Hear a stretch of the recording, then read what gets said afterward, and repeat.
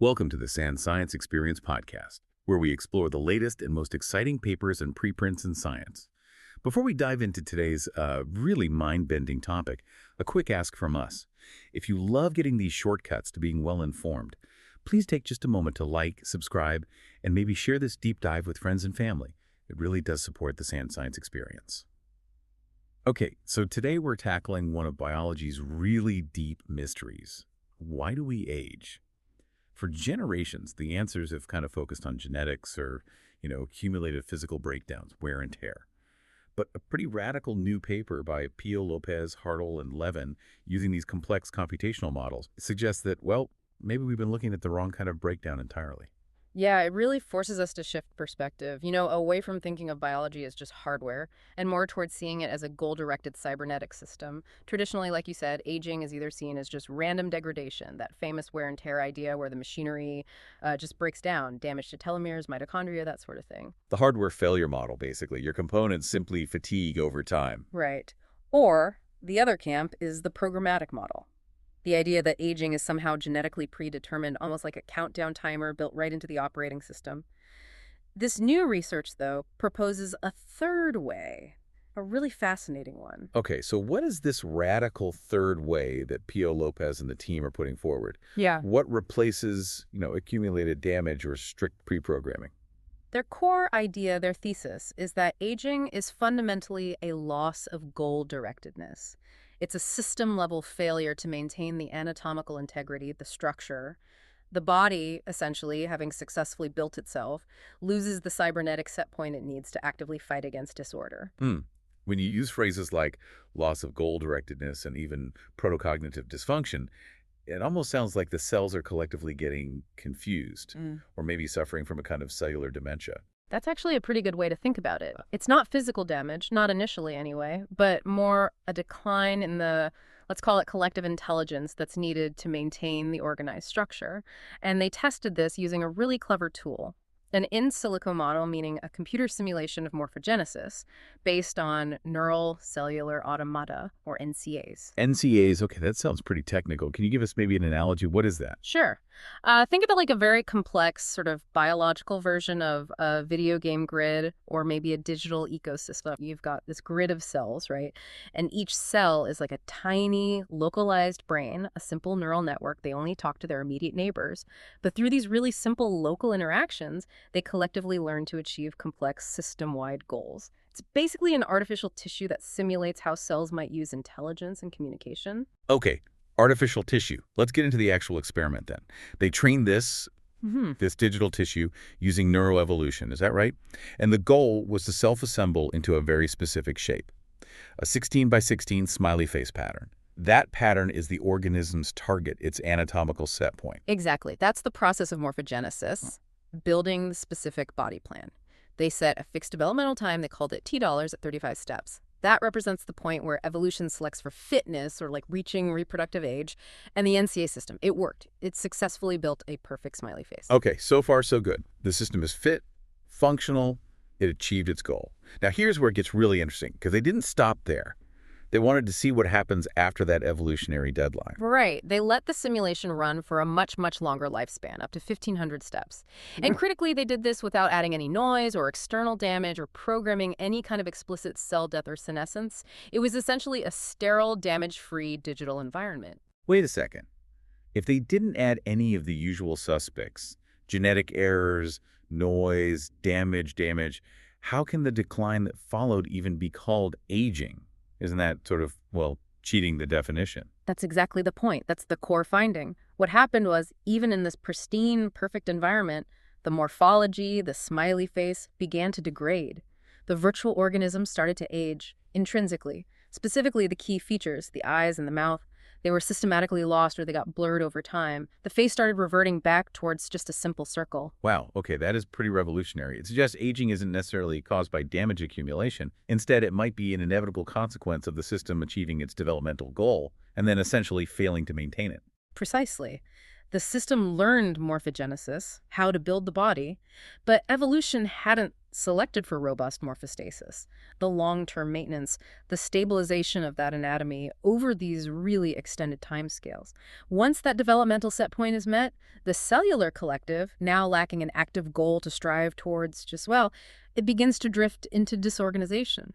Aging emerges naturally from successful development when there's no ongoing maintain instruction. So aging is the ship losing its compass, not the hull breaking apart. But, in the real world, physical damage, the hull breaking, is definitely real. How did the researchers bring that back into their model? They integrated damage, but not as the cause. They framed it as an accelerant. Aging, this loss of goal-directedness, creates the vulnerability. Damage is just the fuel that makes the inevitable structural collapse happen faster. They tested 4 types of these accelerants, mirroring real biological issues. Okay, let's run through those 4. How do they map onto, say, human biology? All right, first, they tested cellular misdifferentiation. They did this by adding noise to the cell state expressions. This mimics what we see in aging organisms where you get more cells kind of stuck between states. Not fully specialized, but not stem cells either. They just mess up the local signaling. Ah, okay, so it's just like having workers on a construction site who aren't sure if they're plumbers or electricians today, just causing confusion. That's a great analogy. Second was reduced competency. They lowered the reliability of the individual cell's decision-making. The cells basically became less accurate at self-regulating and responding properly to the tissue's needs. Right, the individual components become less reliable. Okay. And the third, accelerant-targeted communication, which seems crucial for these decentralized systems. It is crucial. They modeled communication failures by systematically blocking connections between neighboring cells. This is like closing gap junctions, these channels between real cells. And what was fascinating here, the system was incredibly resilient at first. It could tolerate a huge amount of this communication breakdown. Their self-organizing program could handle it until about 50% of the gap junctions were closed. They called this the PG:55 critical threshold. 50% failure tolerance is massive resilience. But what happened right after they crossed that 50% threshold? Catastrophic collapse, just like falling off a cliff. The decentralized coordination just failed almost instantly, and the virtual tissue basically fragmented into isolated, dysfunctional pieces.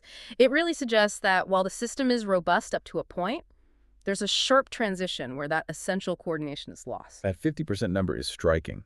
It implies biological systems might not be built for graceful decline, but more for massive redundancy until boom, a key structural point fails. Exactly. And their final accelerant was genetic damage. They modeled this by accumulating random Gaussian noise in the parameters of the neural networks inside each cell.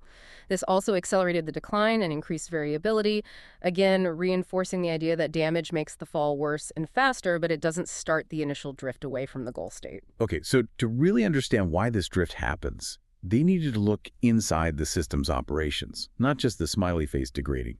They used information theory metrics, right?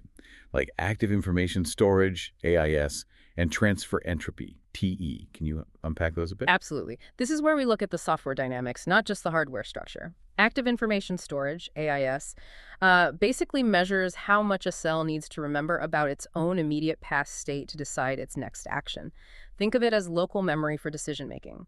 Transfer entropy, TE, on the other hand, measures how much knowing the state of one cell helps you predict the state of its neighbor. It captures the flow of predictive information, essentially the coordinated communication effort. So what did these metrics show when the system had just built the perfect smiley face and was, stable? This is where they found what they called the predictability paradox. When the morphology is perfect, when the smiley face is complete and stable, both AIs and TE are low. The system is just coasting. There's no need for intense local memory or heavy communication because the future state is predictable. It's just maintaining the perfect state. Interesting. So in that state of goal achieved, the internal information chatter just quiets down. Exactly. But the moment that rapid catastrophic aging kicks in, like when the communication threshold is crossed, both AIs and TE spike dramatically. This spike indicates this really intense, almost chaotic, high entropy information flow between the cells. It looks like the cellular collective panicking.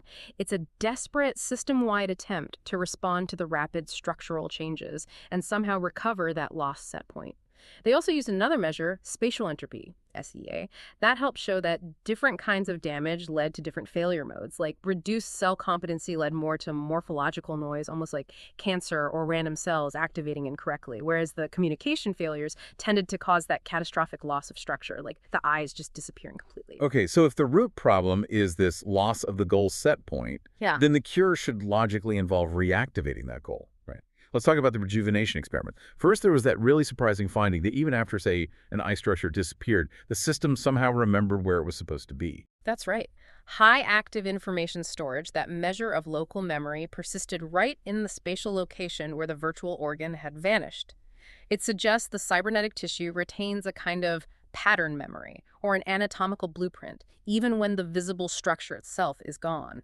That sounds incredibly similar to what we see in really regenerative animals, like planarian flatworms. They can regrow a whole head, presumably because that blueprint information is stored somewhere, just waiting to be reactivated. Exactly the parallel. So, since the goal information seemed to still be there implicitly, the researchers tried to reactivate the local developmental program.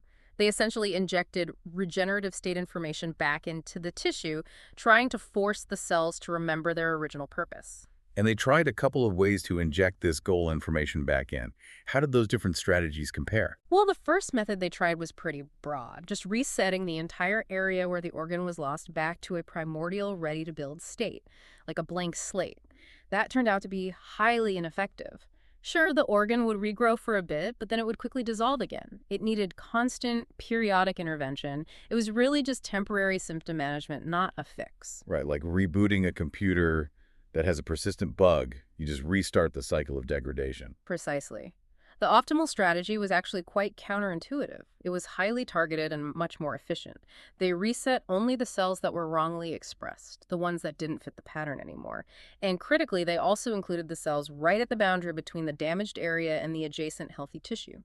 By injecting just this differential pattern, focusing on the borders, they managed to stabilize the virtual organism's morphology long-term with very few interventions. Boundaries matter, as the paper puts it. That really suggests reversing aging in this simulated tissue is possible, but it requires providing that explicit goal again, reactivating the dormant developmental program, using it as a regenerative pathway later in life. So regeneration is effectively the cure for the absence of the goal. So if we pull all this together, the main takeaway seems pretty clear. Aging, at least in this model, looks like an inevitable emergent outcome. It happens when a complex, goal-directed biological system finishes its primary developmental goal, morphogenesis, but lacks a persistent, active set point for ongoing maintenance, morphostasis. That leaves it vulnerable to decay and damage. And what's really striking is how well this framework seems to fit with some observations in biology. The model predicts that species with indeterminate growth, or those capable of continuous regeneration, think lobsters, or those amazing planarian flatworms, again, they should show minimal signs of aging and maybe reduced cancer risk. And they generally do. It's because their developmental program is kind of perpetually active. They're always striving towards a set point they might never fully perfectly reach. And there's one more angle. Since the model uses NCAs, which are a form of distributed AI, a kind of cybernetic system, well, it raises an interesting question for technology. Could advanced AI system, after achieving a complex goal, maybe running a large language model efficiently or operating an autonomous vehicle perfectly for a while, could they start to show performance degradation, a kind of AI aging due to the same loss of directed internal communication or goal focus? If so, engineering truly robust, self-maintaining AI might require us to integrate the learning of maintenance right alongside the learning of initial development or task achievement. Fascinating. We might need to design systems, whether biological or digital, that are perpetually striving, always having a new goal set point.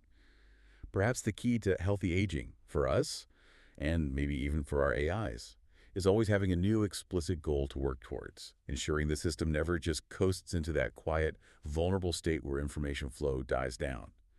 Well, thank you for joining us for this deep dive into the information dynamics of aging. We definitely encourage you to mull over this fascinating concept of goal-directed systems and what it might mean for health and longevity.